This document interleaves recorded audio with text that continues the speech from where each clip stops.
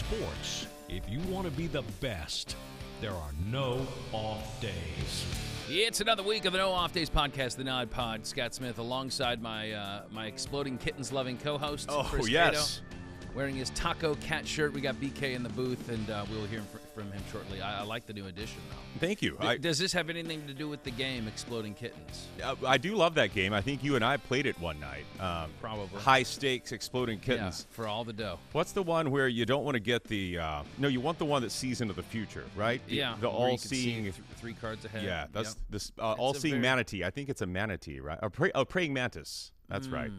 I'm not sure. You've now reached the extent of my knowledge of the game. But no wonder I won. Does the shirt have anything to do with that? This is just a pickup from my travels we discussed last week. I traveled out west, and this was a pickup at the airport. I said, that's podcast material for those of you in our listening audience. It says Taco Cat, spelled backwards is Taco Cat. Is that a palindrome? I believe so. Now we've reached the extent of my knowledge of English words. But I like it because in the word Taco Cat is my last name. If you rearrange, there's Cato in there somewhere. Cato Cat. Yeah, I should have gotten a hairy potato shirt that I could kind of match with it. There you go. A watermelon cat or something like that. Catermelon, that's a good game. That's a very frequently played game in the Smith household. So we are fresh off of a Team USA draw that happened in the wee hours of the morning, one which you texted me. I was not available at 4 o'clock in the morning when you sent that text, but you watched the game live. Okay, I was watching a series on HBO Max that I'm currently addicted to. Yeah. Couldn't go to bed, and when I turned it off after an hour and a half of these episodes, 100-foot wave. Have you seen 100-foot wave? No. About these guys, but if big it's keeping you up till 4 o'clock in the morning, then maybe I ought to check it out. You should. These guys are insane. They chase the biggest waves in the world, and we may get one of them on our podcast in a couple weeks. Andrew Cotton, but it's just ridiculous what these guys do. So anyway, I finally turned that off, and boom, the U.S. women's national team against Portugal was on. So I had to watch a little of it, and it was a tough watch. Yeah. Speaking of big wave, a crash landing there, that was tough. A scoreless draw. I mean, again, my rule when it comes to soccer is that I'm cool to watch, but you got to give me at least one goal. Yeah. And they didn't come through on that. So, but this could have gone the other way because Portugal actually hit one off the post in stoppage time. I think a couple minutes into stoppage time. Thank goodness for the post. My goodness. I mean, so where do you kind of gauge where this team is right now as you step into knockout play? Because this is a group of 16. I think their first matchup next Sunday night is against Team Sweden, who is the third-ranked team in the country. Team USA coming off back-to-back draws. They beat, of course, Vietnam, but drew against the Netherlands and Portugal. And even former Team USA, I don't know if she was a captain, but Carly Lloyd kind of saying this team looks passionless. She was frustrated at the end of this match that we had in the wee hours of the morning closing out. Even the win over Vietnam was not impressive because they had how many scoring chances and came away with 3 goals. You get the draw against the Netherlands. I don't know that I can listen to another 25-minute Megan Rapinoe news conference saying a lot of kind of player-coach speak, but then seeing them look flat on the field. I don't think they're going to get past Sweden. Yeah, I mean, that's what it looks like at this point, but you almost wonder if that was like, it was a gut check. Like, you guys realize how close you were to being eliminated here in group play, which would have been a catastrophic failure. Yeah. That maybe it kind of turns some things in there and pulls some of that passion out. I mean, I think one of the big differences when you come into this year is it's always tough to maintain that mentality of hunter versus being hunted. And there was so much kind of propped up on this team. They were expected to win. They will be the first ever to be three-peat. I mean, this is before a single match has been played. And, kind of the mentality we thought going in was, but this team is uniquely equipped to handle those expectations. They're not going to back off the gas at all. But is it almost human nature to back off or to feel entitled to, a certain distance that you're going to be able to run into these tournaments? It speaks to how hard it is to three-peat. How many times have we seen a three-peat in the major American sports? Not often. And let's hope that Georgia Bulldogs can't do it this upcoming football season. Yeah. Right, Brian? I think they got them fired up. Let's bring in BK. Brian, were you? I saw that you were also on that text thread at 4 o'clock in the morning. Were you watching the match? I watched it all. He replied immediately, unlike you. That's why he's got bags under his eyes this morning. Yeah. What were your thoughts on the criticism of them being a passionless team? They are passionless. I mean, just not not to get soccer geek on you, but there's just no, creativity. It's just like a 12U team out there playing, and this team's got so much talent, and it's almost like they think they can walk through these games. And that's a problem. Holy cow, that's a rude awakening. And I honestly, once I started watching, I was drifting off. I said they were going to get beat. And you got to watch that to see what the reaction is. Well, the coach, and I'm going to try to pronounce his name, but is it Vlatko Antonovsky? He kind of responded to Lloyd's comments, and he defended his team, said that it's an insane commentary on Lloyd's part to say that these ladies are not trying to win. Is it as much a criticism about the play of the individual players or the coaching? In my opinion, I think it's kind of the coaching because they're just uninspired. Right. That's your number one job, I would suppose, as if you're leading any team, is that you need to find a way to inspire your team, whether they're talented and underperforming or they have no shot but they believe they can win. And that's kind of the job of the coach, right? Is like you're going to give them that bit of passion, that belief that they can get it done. Correct. And they just look listless out there, and you kept thinking, okay, this game they'll kick on, this game they'll kick. And it's not like Alex Morgan, holy cow. I mean, she couldn't hit the side of the goal if she tried to. Yeah. Well, maybe it's because they know it's 3 a.m. here, and they know we're tired, and so they're tired for us. They're only going to put in their best performance during primetime U.S. hours, yes, right? They want Scott awake and watching. Right. I think that's it. Well, then in that case, I'm a buyer as we move into the knockout round. Yeah, so Sweden on Fox, Sunday, 7 o'clock. That right, BK? I'm not sure on the time. Yeah, I think that might be correct. But what do we have on today's program? Today's show is something I'm looking forward to. Chris Jericho. Oh. Yeah. From Tampa here, and he's with the AEW right now, and they're. In fact, he's right behind you, Chris, with a folding chair. Oh! No, not. That'd be great if is he coming to the studio? No. This will be over the technology. Oh, that's okay. That's probably safe. Yeah. We wanted to keep a good distance. What was his finishing move? I don't know It was the Walls of Jericho. Ooh, very good. Yeah. Which how do you put that into effect? It's like a Boston crab. Hang on. We have our resident. Hang on. Come on over here. Chris Griffin is our resident wrestling expert. There we go. All right. Tell the people into the microphone what that is. It's a modified version of the Boston crab.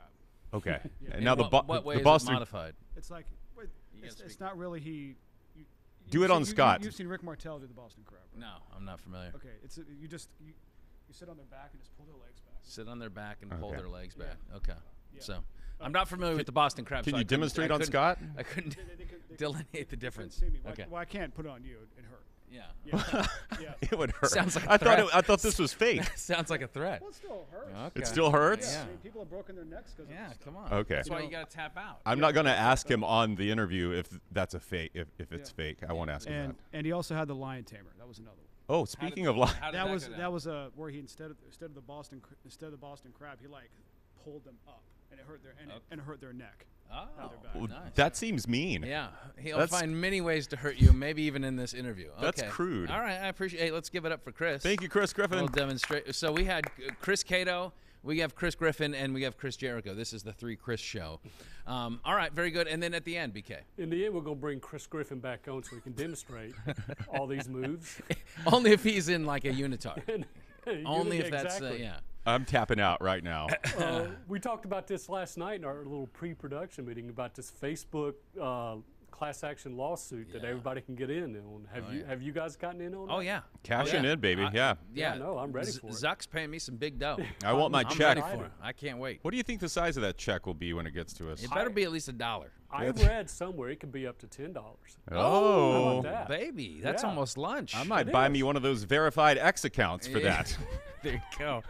That's the reallocation of social media funds right there. Okay, so what are we doing? We're going to tie that in to see if there's some company or some other product that maybe at one point in your life you kind of wish they had a class action lawsuit against them. Oh man, Yes. Yeah, I something can that come up maybe with a did list. Oh, I know. I am plaintiff number one against right. many companies. Yeah. Yes. If you've come to the right people that have griped, that we know how to gripe, okay? We are professional gripers. We will do that. All right, very good, BK. We'll catch up in a little bit. If you're listening, you want to watch, go to fox13news.com/nodpod watching, and you want to listen or subscribe, take out your phone, zap that QR code on the screen in the bottom right-hand corner. There you will find all of our shows. As podcasts go, I'd say it's fair to say we have advanced out of group play. There may be a few scoreless draws in our show's history, but we are now into the knockout round, and to demonstrate that today, we'll have Chris Jericho knock out Chris Cato. Or maybe place him in the walls of Jericho. Yes. Please subscribe. fox13news.com/nodpod. Okay, so as the school year approaches, it's next week, right? Oh, my gosh. My kids are going back next week. I'm sure. Thank yours goodness. is back. Free daycare returns. Oh, my goodness. So we want to know, we're kind of going to take these headlines back to school. We want to ingest the information, and we want to spit out the valuable lessons. So basically a cliff notes of what you need to learn, what you need to take away from this, all right? So we're going to go rapid fire, and most of these are NFL stories. We do have one college football story, maybe two. All right, here we go. Colts running back Jonathan Taylor requesting a trade. The Colts don't want to trade him. The situation between he and the Colts has now kind of fallen apart. You got the owner, Jim Irsay, saying negotiations are being done in bad faith on Taylor and his representatives' parts. Taylor's agent has responded on social media, bad faith isn't paying our players. Okay? Our top so player. Now we're going back and forth on social media. The Colts say that Taylor actually suffered an off-season back injury. They may have to move him from the PUP list to the NFI. That is a non-football injury list, so he would not be getting paid. He says there was no back injury. He's saying, my back is fine, never had an injury, never talked about an injury. So what in the world is going on? Chris Cato, can you give us the lesson in what we've seen play out to this point? Well, the lesson here is that if we talked about this last week when we talked about all of these other NFL running backs that feel like they're being underpaid for what their value is to their offenses, the lesson is if I'm a talented high school running back that is getting NFL draft grades, I'm a prospect in the NFL, then I'm begging my coach, I'm telling my coach. Well, if you're in high school and you're getting draft grades, that's impressive. Well, they do. Some of these 5-stars, they already project. Yeah, wow, they do. They're impressive. serious about this. Wow. They start in junior projecting. Here's my point. If you have NFL potential, I'm telling my coach in high school, I don't want to be a running back. I want to play cornerback, linebacker, maybe wide receiver, maybe quarterback. But the value at the running back position is not there. Put me in a position where I've got a better market and I can have a longer NFL career and make more money. Which is so funny because years ago, it was just the opposite. Guys that had come to college programs that were successful running backs switch positions to the defensive side of the ball. Well, there's no love in that. You know? Right. I want to be the guy that totes the rock every down. So it's probably a lot more lucrative to be a talented athlete that plays on the defensive side of the ball, specifically at cornerback. Yeah, I agree. Yeah, don't be a running back is probably the biggest lesson out of this. But if you already are, I would say keep your discussions in-house. I think anytime you take these into the social media realm, now you have your agent, maybe, I think it's a little Jim Irsay, for as much as he talks, you still don't want to negotiate on the same level. I think it tarnishes your brand. I think the agent kind of tarnishes a little bit of what Taylor's trying to do. This is also a warning shot to any other NFL team that would have interest in Taylor, that you're also getting the agent as well. And really, just honor your contract. I mean, that's kind of, I think, my biggest lesson is if you're a player, not that you don't ever want to leverage your value. I think you always ought to do that. But, at the end of the day, it takes two to tango, and you need to honor your contract first. Finish out your year, play it out, and if you ball out, then you do earn a contract, and now you have a bigger pool to draw from, and you can still keep your image as a guy that is good for the program, good for the brand, and not going to be someone that holds out of camp or is doing stuff outside of camp that potentially gets him injured. All those things go away if you just honor your contract, keep things quiet, and then we'll see what happens. It's a good point. All right. Panic in the Pac-12 right now without a TV deal in place at the end of the season. You already have USC and UCLA. They have already had intentions to go to the Big Ten. Colorado is now returning to the Big 12 after 13 years away. They're leaving the Pac-12. Pac-12 commish says it's not time to panic. He's going to have a deal worked out. In fact, as we tape this, I mean, there is no deal, but it's within the next couple of hours. They're saying that maybe a new announcement will be made from the Pac-12. But Big Ten schools, projected to make like $80 million each of these schools. I mean, there's some big money that is potentially being made with these new contracts. In the SEC, $70 million. The Big 12 is $32 million. I'm not sure what the length is of this current contract, but it's a new 9-year contract that the Big 12 has. For the next 9 seasons. I mean, the Pac-12 was at $30 million, but the problem is when USC and UCLA leave and they don't have a TV deal in place, everybody's assuming, well, if they even get a new TV deal, it's going to drop sizably. What's the CW going to pay you? Exactly. Or if you go to a only streaming service or something like that. So, what is the lesson that you can take away in this story? The lesson is, I don't know that it's going to benefit the Pac-12 at all, but the lesson is the TV networks control the future of major college football as we see it. This is all driven by media rights revenue, as you just pointed out there. The Big Ten's historic $7 billion deal that's going to be paying upwards of $80 million to schools. That's right now. Last year they paid out $59 million to their Big Ten schools. That's $21 million more than the Pac-12 schools got. That's a huge gap when you're talking facilities and everything that money stands for. And we know that's why USC and UCLA bolted. And so that is the lesson here to all of us, I think, is that if you don't have the TV partnership, and we hope that if I want the Pac-12 to be a viable part of major college football moving forward. I think it's better. I think the one card that they still have to play that makes them valuable, even with USC and UCLA gone, is the late night TV slot. You can sell that to someone. You can. It doesn't, it doesn't have nationwide appeal, and that's part of the issue there. But I agree that the power lies with the TV, corporations. However, given that is the power structure, the lesson here is that conference realignment is the Wild West. Slow movers are going to get left behind. It is currently a money grab. Moves that you should have made 5 years ago are coming to fruition right now. You cannot just sit there and be idle as a conference, even the SEC, even the Big Ten. You can't be idle. Like, you always have to be moving your chips around with anticipation of where things are going to go, because conferences, they live and die on these TV deals. And I just think that is what the Pac-12's idleness over the last, few years, maybe decade, is a reason why. Remember, it was not that long ago when Colorado moved to the Pac-12, everybody's thinking, okay, this is the new frontier. Yeah. Quite literally. Like, the Pac-12 is going to get these huge deals. They never quite delivered, and so they're in a bad spot right now. Could we be seeing the last few years of the Pac-12, a once proud conference? I think it's quite possible. Arizona's on the fence, right? Arizona could be gone. Utah could potentially be gone. Arizona State goes if Arizona goes. What happens? Oregon, Washington are the two West Coast powers there. I mean, you still have Bay Area schools like Stanford and Cal, but man, it's sad to see. And they're, as kind of nerves kind of hype up, schools are going to be like, well, I got to look. I can't just be the last team on board. Right. I want the Pac-12 to succeed. But if it's now the Pac-9 and soon to be the Pac-8 and 7, I got to jump off at some point. The Denver Broncos' new head coach Sean Payton called last year's Broncos, led by Nathaniel Hackett, maybe the worst coaching jobs in NFL history. And that got Aaron Rodgers' dander up, because Hackett's his boy, his current OC. He said he's the best coach he's ever had. He calls out Payton, a la kind of Will Smith style, keep my OC's name out your mouth. Payton apologizes, says he regrets it. He kind of said, I had my TV hat on, my Fox hat on last year. Wow. But that's even not though he was never as... What's the lesson here?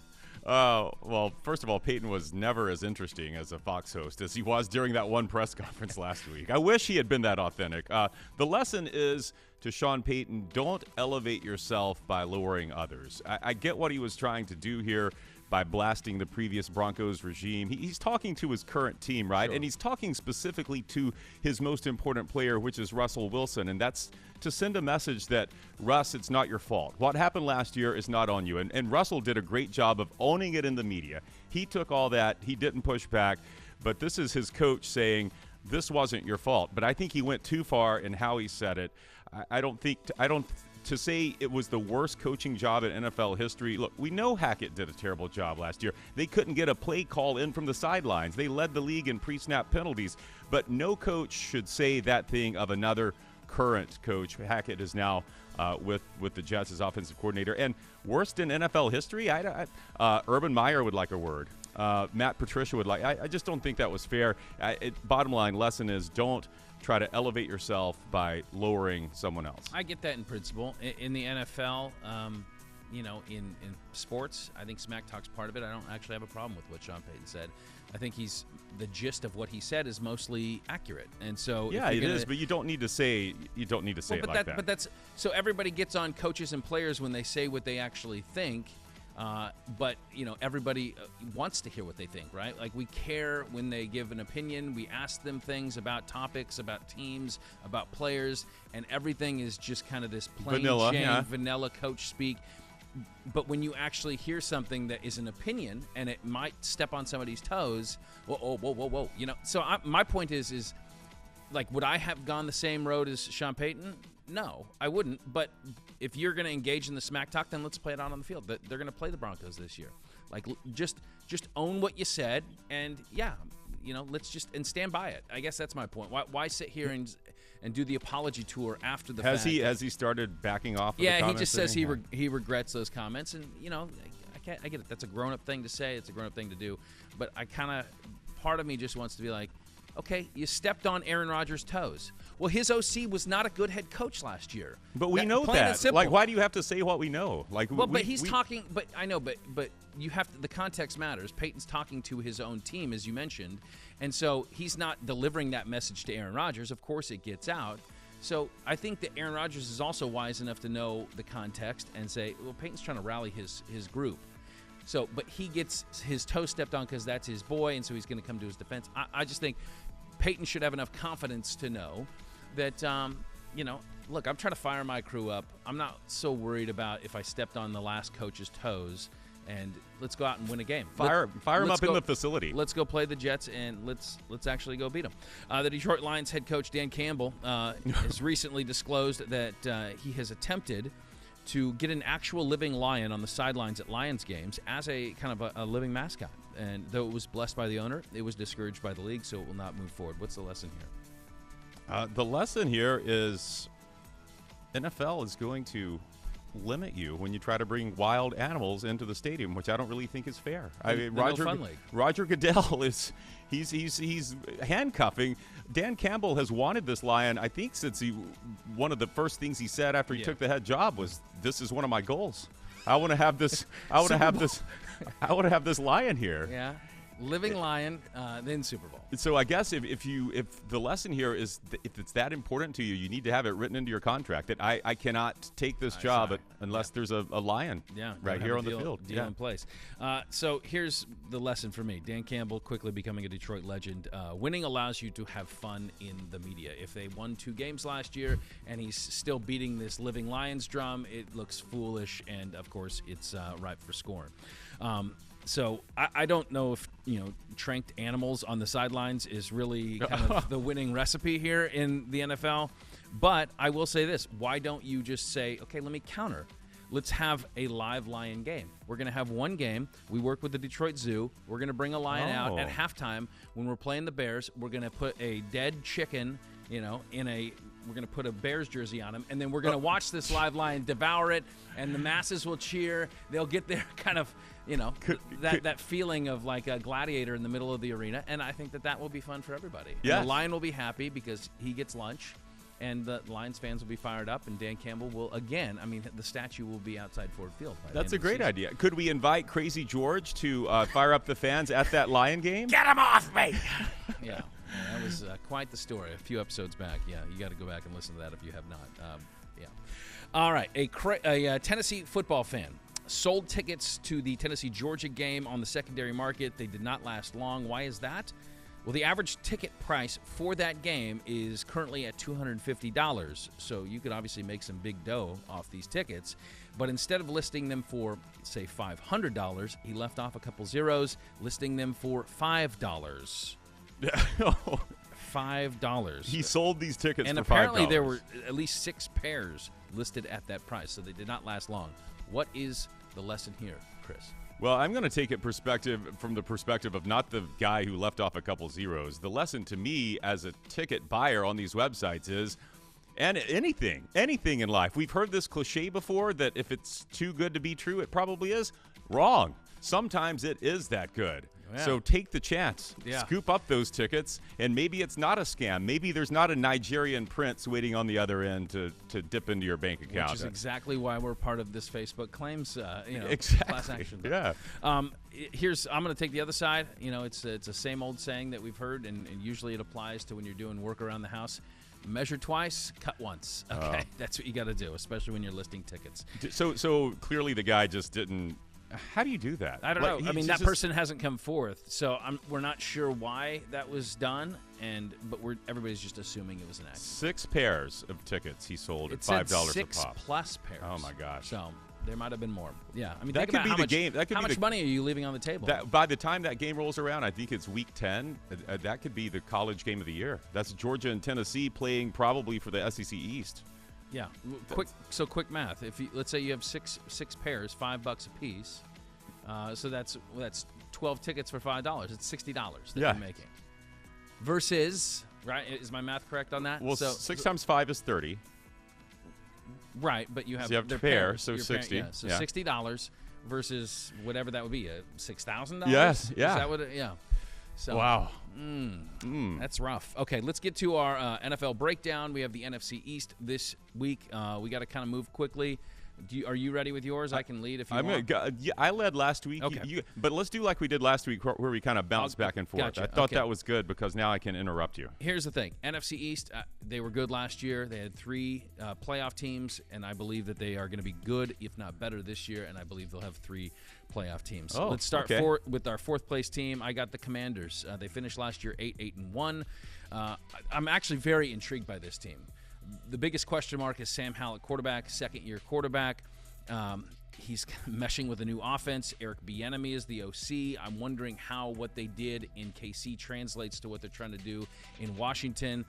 Presumably, this Commanders offense is going to be a little bit more of a run-heavy offense. Of course, that was not the case in KC. That's not what Bieniemy was under Andy Reid. So I do have questions on how quickly that mesh is going to be and whether Howell is actually the guy. I know they're pumped about him, but defense, I'm pumped about this defense. Oh, yeah. They were one of the best defenses in the NFL last year. They have Chase Young back and healthy, so I think they're going to be very good, but because I think the division is so tough, I have them 4th. Yeah, I won't spend too much time. I have them 4th, too. Love the defense. They'll win. Last year, they somehow won 8 games. I don't think they win 8 again. I could see 7, and it is the question on offense. It may be Jacoby Brissett by midway through the season if Howell doesn't pass. And Brissett was pretty good at Cleveland. That but may not be bad. Again, it's what do you get with Eric Bieniemy? You got some weapons. You got Terry McLaurin, Jahan Dotson, decent receivers. Brian Robinson Jr. looked pretty good last year after coming back from being shot. But I just think in this division, 7 wins is probably your ceiling there. 3rd place, I have the New York Football Giants. They finished last year 9-7-1. They did make the playoffs as a wild card team. I am a Brian Daboll fan, and I think he does a good job of placing a sizable chip on his players' shoulders, kind of giving them an outline of, hey, what it's going to take this year. I like the improvements they've made on offense. He's been able to get more out of Danny Dimes, but he got paid. So can he continue to take those steps? We often see that when guys get paid, they kind of back off the throttle a little bit. I think they're going to be a good team, probably not a great team. I do like the addition of Darren Waller at tight end. That's just another weapon. Saquon Barkley, of course, comes back on a 1-year deal. He's agreed to contract. But last year they were 0-5 against Dallas and Philly, and I think they can beat those teams, but until you do it, I can't be a buyer. Yeah, and that last loss against Philly was a pretty big blowout. Yeah, I've got them 3rd, too, again, for the reasons that you're competing against Dallas and Philly, and I don't think you're there yet. I love Brian Daboll. Another year now with Daniel Jones. I wonder if Daniel Jones, he ran a lot last year, was pretty mobile, and I wonder now that if you've got that big contract, if they'll be putting him out there running as much. I still don't think they did enough. I do like the Darren Waller pickup, but he's been injury prone. Last 2 seasons, he's missed 14 games, and they don't have a clear number 1 receiver. Still, you got Slayton, you got Rodgers, you got some other guys. They drafted Jalen Hyatt from Tennessee, but, he'll be a rookie. So I just think they need more firepower on offense. And the defense was okay last year. It should be better. They made some upgrades on the defensive line. But again, you're competing against the Cowboys and Eagles. You're not there yet, and I think they overachieved last year. I'd look for them to get around their win total now. Vegas has them at 7.5. I don't know that I'd take the over. It's 7 or 8. It's somewhere right around there. Not a wild card team then in your estimation. All right, so this is probably where we have some separation. I got our second place team being the Eagles. Of course, 14-3, incredible season last year. Defensively, they lose, I believe, 5 starters. You got these promising Georgia guys like Jalen Carter, Nolan Smith. They're going to step in, and they're going to be the future. But that's a lot to put on. I don't care how talented you are, a rookie. I still think they're going to be obviously very talented. I like their offensive weapons. Can Jalen Hurts stay healthy? If he stays healthy, I think they're going to be a very good team, a playoff team. But I think that they do take a couple steps back defensively this year, and I just don't know that offensively Hurts can maintain the same MVP caliber performance that he had last year. So for those reasons, I'm knocking them down a notch to second. Well, especially with the departure of Shane Steichen, right? Their offensive coordinator. That's big. You're going to be disappointed in me. I have the same thing. Yeah, it's not the controversy we had last week with our AFC East. I agree with you. I believe they have to take a step back. You lose both of your lieutenants, your offensive coordinator, your defensive coordinator. Defense will be good. This is Georgia North, right? They'll be good. The offense will be good. This is why I'm not picking them to win. Number one reason here is the schedule. It's very tough. You've got a stretch in November where they host Dallas, go to Kansas City, host the Bills, host the 49ers, go back to Dallas. Before that, they play the Jets and the Dolphins in back-to-back games. And, we both predicted the Jets and Dolphins. Well, you didn't have the Dolphins very high last week. We both think the Jets are going to be good. I like the Dolphins, yeah. That is tough. And win total is at 11.5. I don't know that they get there. They make the playoffs. Yeah, it's the penalty of success, and what they can do in the postseason is anybody's guess, though. Yeah. I mean, I don't think they'll win the division, but I do think that they'll be still a formidable team moving into the postseason. All right, so number one, we both agree. I got the Cowboys. They finished 12-5 last year. I think it's go time for Dak Prescott and the boys. Here is a good veteran quarterback leading your team. That's always a benefit. They add Brandon Cooks to the wide receiver core, which is, I think, already impressive with Gallup and CeeDee Lamb. Defensively, Marcus Lawrence gets a new contract. They add Stephon Gilmore. I think their cornerbacks have a chance to be maybe one of the best cornerback tandems. You got Gilmore and then Trayvon Diggs back there.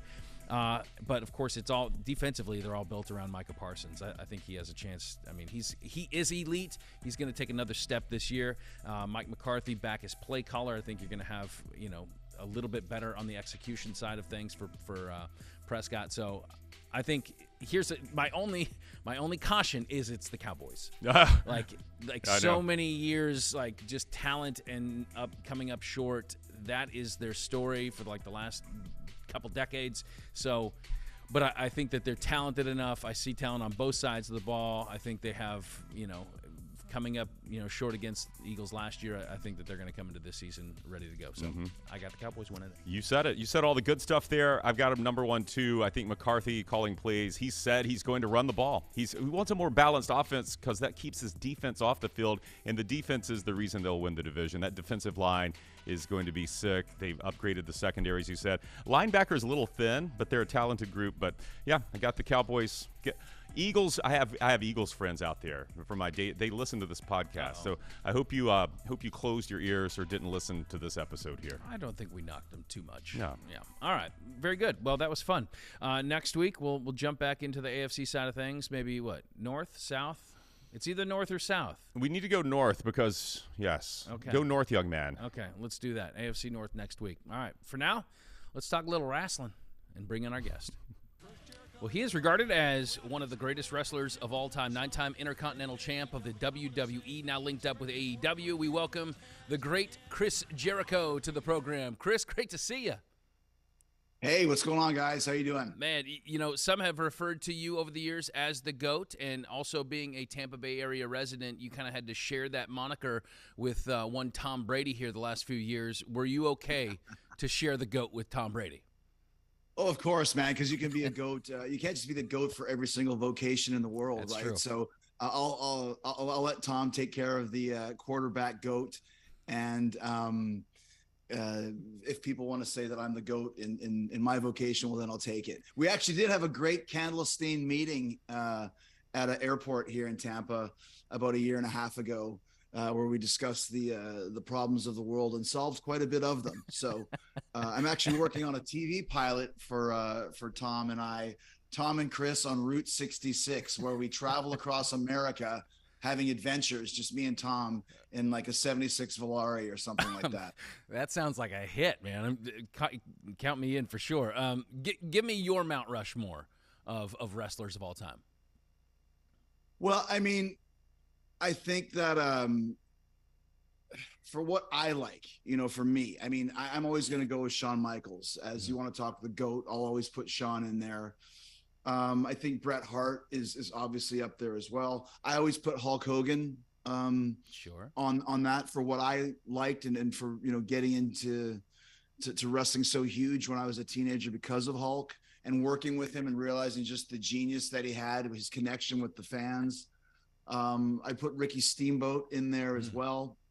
So, top of my head, those are kind of the four. And actually as well, from a pure wrestling standpoint, maybe the best actual wrestler in the world ever to me is Manami Toyota, who is a female Japanese wrestler who is just next level all across the board. She doesn't wrestle anymore now, but in the 90s, she was, everything. So that's just kind of a quick, a quick list for me. I noticed noticeably absent from that list would be George the Animal Steel. I mean, have you ever tried to eat a turnbuckle? I can't imagine it's that simple.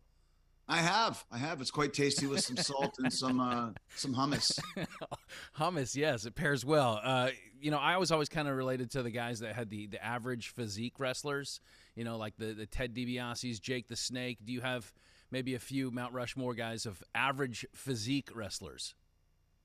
Well, the thing about that average physique, I mean, those guys were also 6 foot. I mean, Jake's 6'6", Teddy's about 6'2", 6'3". So you might say average physique, but when you see those guys up close, they are massive, massive men. So if you're talking about guys that are smaller, I mean, Rey Mysterio definitely jumps right out at me for that. I mean, his stature. When I first met him, I thought he was a little kid. I asked him to show me some ID before we went and had some drinks because I didn't believe it. I didn't think there was any way. And he was like, yeah, maybe we can wrestle together someday. And I was like, yeah, right.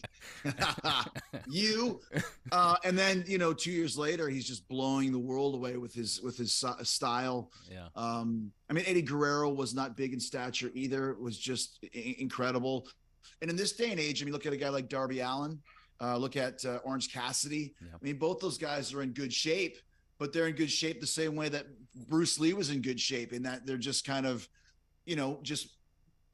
kind of ripped and in good condition, but they're not the biggest of guys either. So once again, the most important thing about wrestling is just connecting with the audience and having a great rapport with them, and making sure that when you come to town that they want to pay to see you. That's the most important thing.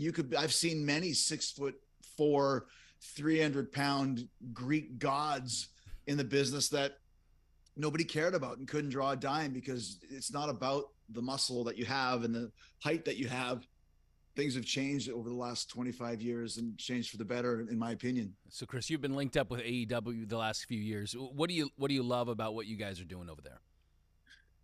Well, I mean, AEW, when we first started, it was an alternative to any other wrestling company. And I think that's one of the reasons why we were so successful right out of the gate, in that I think that it was something new, and you could tell it was different too. It was different from WWE or New Japan or any other kind of established wrestling company. It was a little bit more maverick, a little bit more Wild West. I think you could tell that our stuff isn't as scripted as far as the interviews that we're doing, the promos that we're doing. So all of those things I think combined just to create something a little bit different from the norm.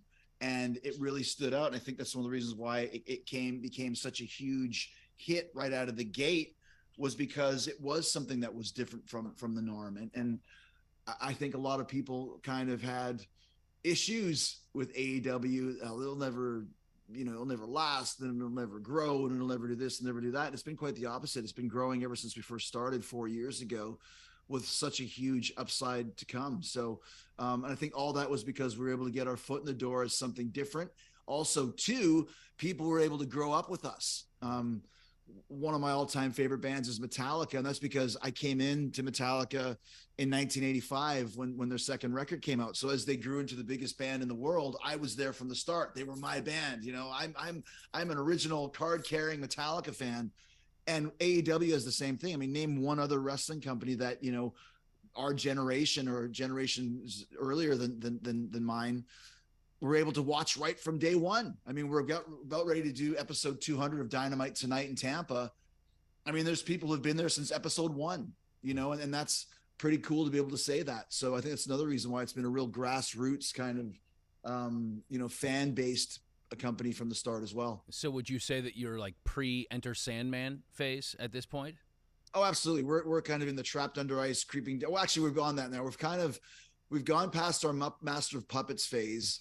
So we're getting closer to probably the One and Justice for All phase right now. And when we hit the Black Album phase, we sold 75,000 tickets in Wembley Stadium at the end of August and haven't announced one match yet. So that could be our Enter Sandman if things continue to go well. It could be one of the biggest, highest pro wrestling gates of all time. I think it's already top 5. I think it has a chance to end up at top 3. So you're getting close to Unforgiven, Nothing Else Matters territory there. Yeah, and tonight you have one in your own backyard too, here in Tampa. What are folks in for tonight at the Yuengling Center?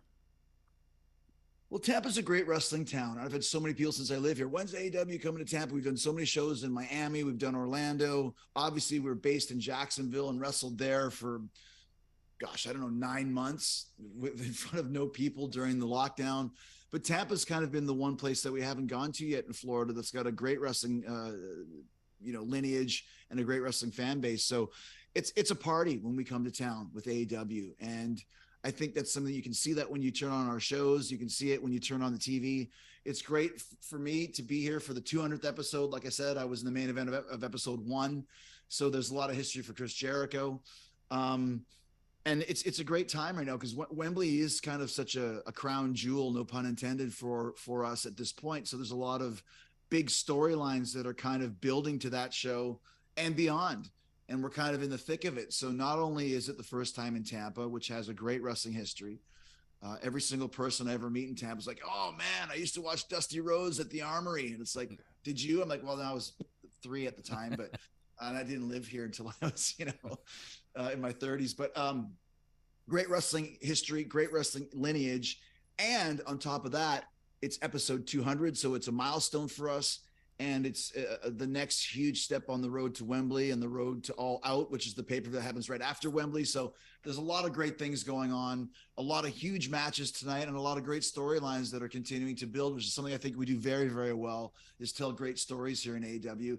And essentially, that's the most important part of wrestling, is telling those stories. If you can tell great stories that hook people, they'll come see the show and they'll come watch the matches. Well, and it seems like, at least from the outsider's perspective, that WWE's kind of monopolized the space a little bit. How difficult has it been? How have you guys been greeted against the backdrop of WWE?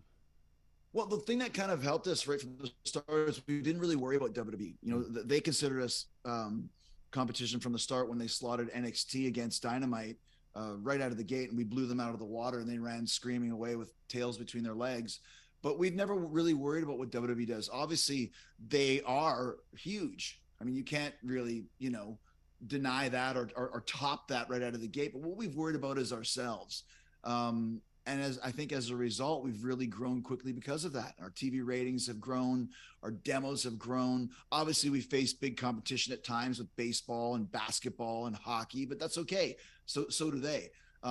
Once again, the tickets that we're selling, the first time in London was huge. First time in Toronto was huge. First time in Los Angeles was huge, and et cetera, et cetera, et cetera. New York, Arthur Ashe Stadium, 23,000 people. So we are drawing these really big crowds, which that you don't do that from just being a fad, from being the new kid on the block, and 4 years in, you can't use that excuse anymore. We've created a great loyal fan base for the reasons that I said. We've built homegrown talent, which is what you have to do to really make it. When we first started 200 episodes ago, the whole company was basically resting on my shoulders, but I knew I only had a couple months to kind of spread the love, so to speak. And in that time frame, we built Cody and Darby and Jack Perry and the Young Bucks and Kenny and Hangman. That was very quick. And we've continued to blossom and grow since then, and getting such, big names like Bryan Danielson, and we brought Mox in, and CM Punk. So we've got a great roster of huge stars that have been around, veterans that have been around, that have created, kind of iconic moments for years. We've got guys in their prime, MJF, Adam Cole, those types of guys. We've got guys that are just underneath, great rookies, so to speak, that are, Sammy Guevara and Danny Garcia and Darby and Orange. Then we've got a great crop of rookies as well, from, your Dante Martins and Action Andretti's and all those types of guys. We've got a really cool roster for the guy, and that's just the guys. And obviously with all the girls as well, with Sheeta and Toni Storm and Britt Baker and, Taya Valkyrie, and those names are getting bigger and bigger as well. So we've done a great job of not worrying about what anybody else is doing, just keeping the eye on our AEW ball. And we continue to kick field goals and get touchdowns. Well, you mentioned how, as my good friend Tom Brady will do. Right, yeah. We always want to find pay dirt, for sure. You talk about the connection with the fans and that being key to the success. But you can have, you can be athletic as a wrestler, you can have kind of charisma and all this stuff. But the developing of the persona, how difficult is it? How difficult was that for you? It seems to be kind of the linchpin on success, right? Well, yeah, once again, it's all storyline and characters. That's what wrestling's all about. And, you got to be a little bit larger than life when you're in pro wrestling, just like you have to be when you're in rock and roll. And people respond to that. So you also want to keep things fresh and reinvent and evolve as much as you can, because like I always say, we have 52 weeks a year of live TV.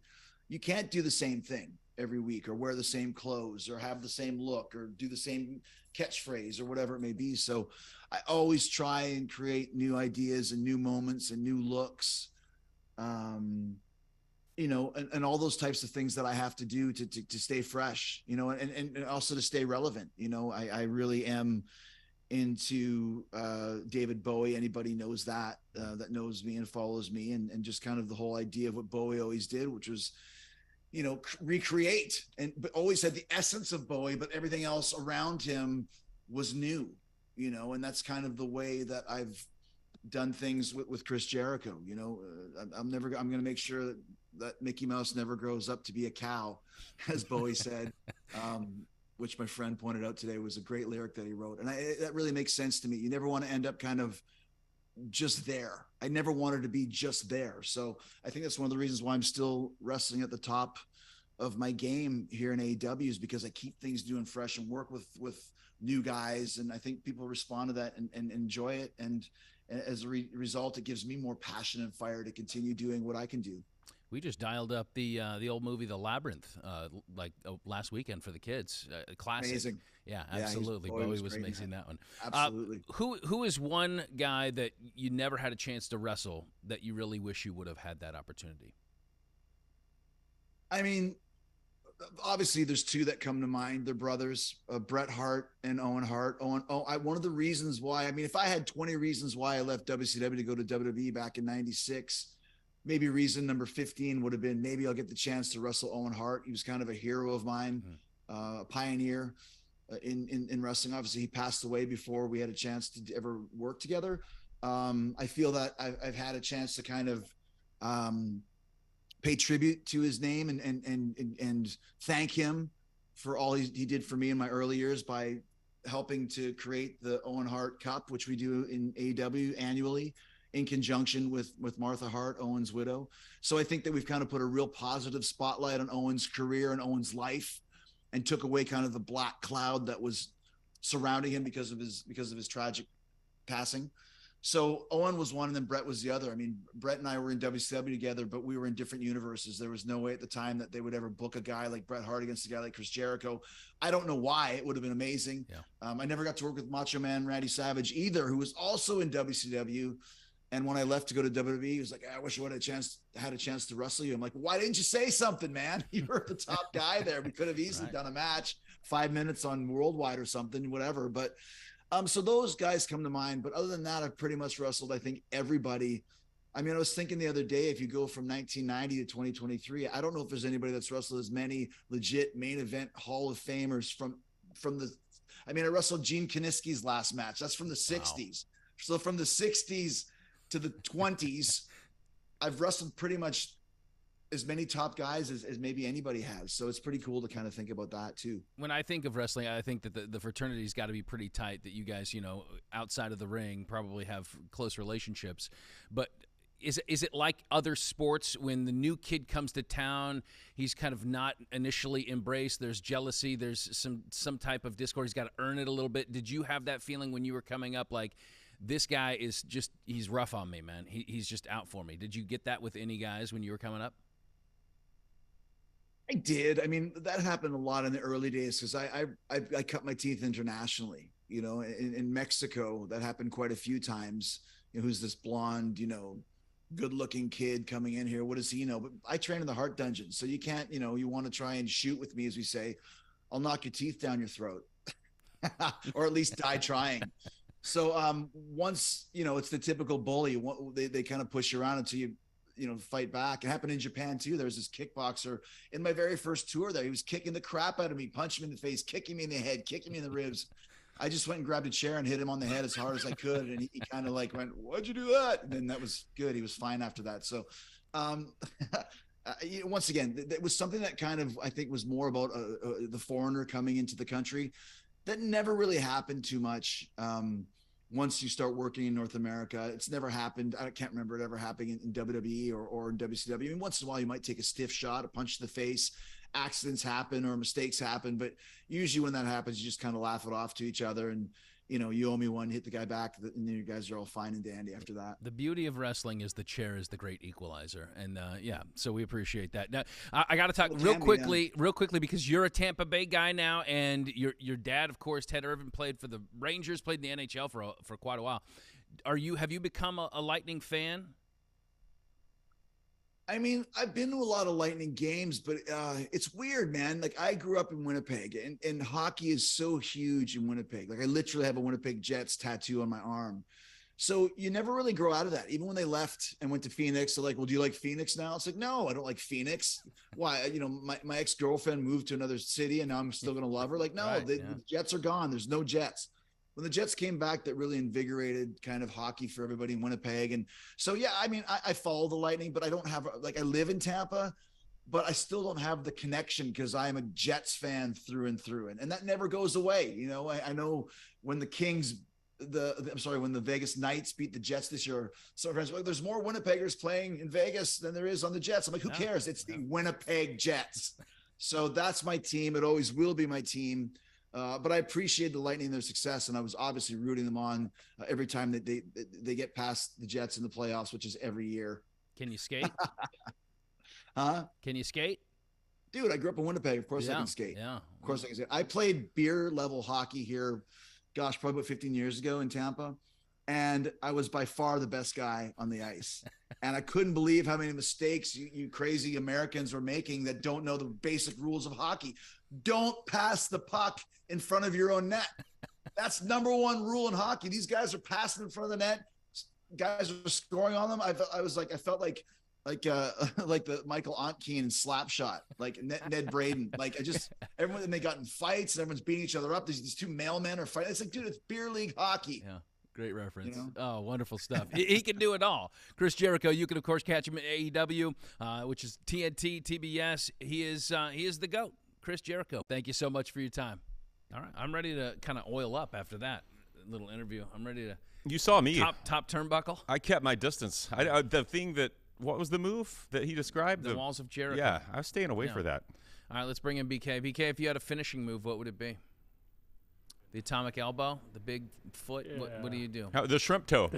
You get them down. Yeah. You get them down. Take your sock off and hold their mouth closed with your shrimp toes. Disgusting. That is disgusting. I like it. That's a good one. Okay, so off the top, we teased the Facebook class action lawsuit, and let's not encourage anybody else to sign up. We've done it, and I think we're good. Let's cap it. They've learned their lessons. So I don't there's want to no share need the for pennies. people to join in.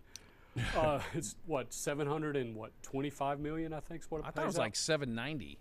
Either way, we're not getting that much. No. What's 70 million between friends? All right, so we are going to look at what some big money class action lawsuits. Well, in history, there's been some huge ones. Like I think the largest one as the tobacco one from 1998.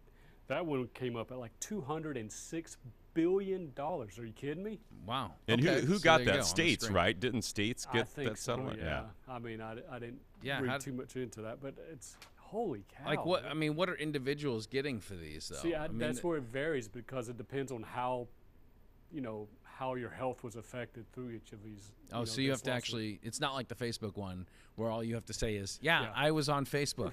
Right. Well, because the Facebook one is that our information was shared without our consent, right? Yeah. Correct. Yeah, Whereas and I'm still upset about it. Yeah, you should be. Yeah. Okay, BP Gulf in Mexico spill, that was $20 billion. Volkswagen emissions scandal, $14.7 billion.